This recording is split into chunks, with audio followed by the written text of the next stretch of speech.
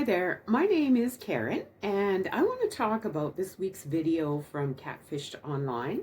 I've been watching this show kind of every week, and really start to see some patterns. So I would like to talk about a few things and even just put it out there because there's a few things that I don't quite get. Now I'm older as well, and I did the whole online dating thing, which was just awful. So I do feel empathy towards these victims because I know what they were experiencing and kind of what made them, I guess, maybe overlook some things at the beginning or even just turn to online dating and put up with some of the stuff that they've been putting up with.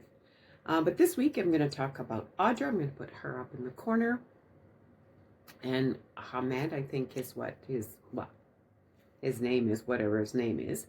I'm going to do a series of videos because I want to talk a lot about what I think could be helpful. I do have a degree in psychology and social work, and I'm going to use a bit of my own experience to kind of give some thoughts about it.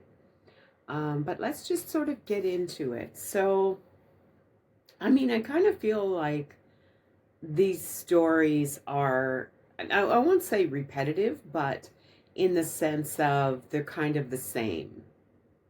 It's typically someone 50s, 60s, divorced. Not always, though. Like, a lot of times they're still in a marriage, but obviously there's something missing. With this woman, her husband had died, and I think she'd said she lost a son as well. So definitely she had been through a lot, and I think she just really wanted love, you know?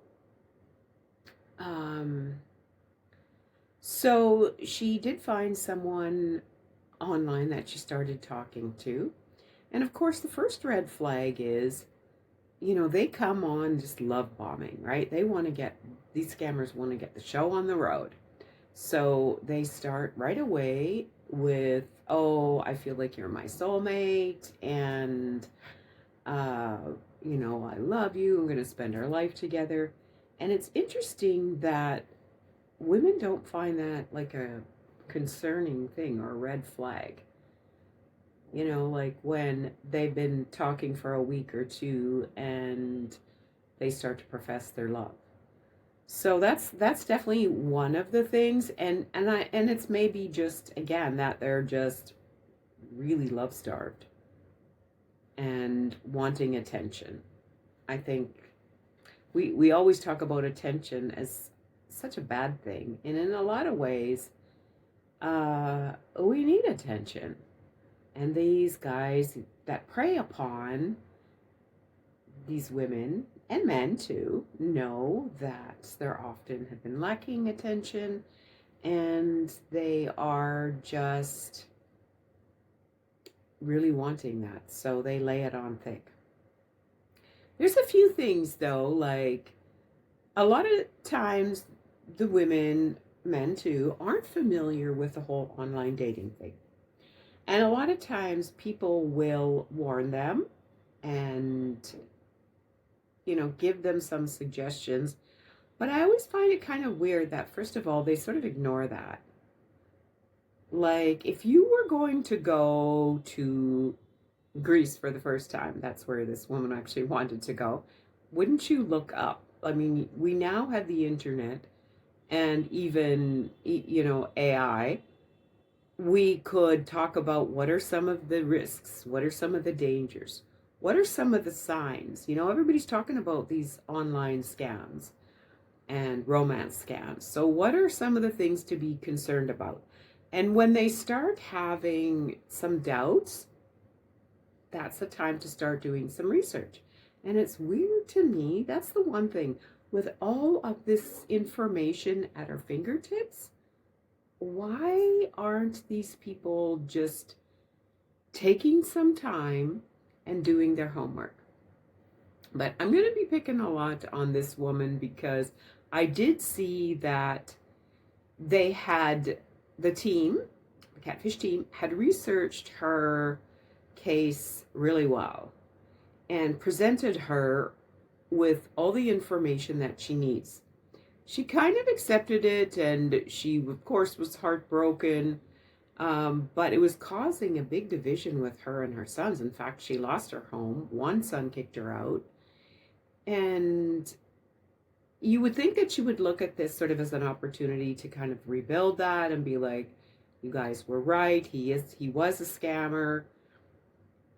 But after the meeting with the Catfish team, and who knows if she talked to this guy again and he got in her head, and that's kind of what happened.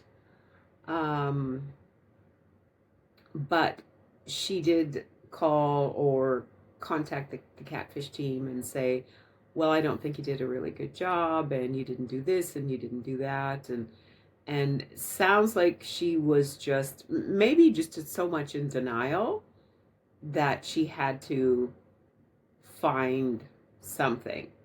And she had given away all of her money. She lost her home, everything. Like, I don't know if it's her home, but she can't afford to pay for any of her things. She's just been wiped out by this guy.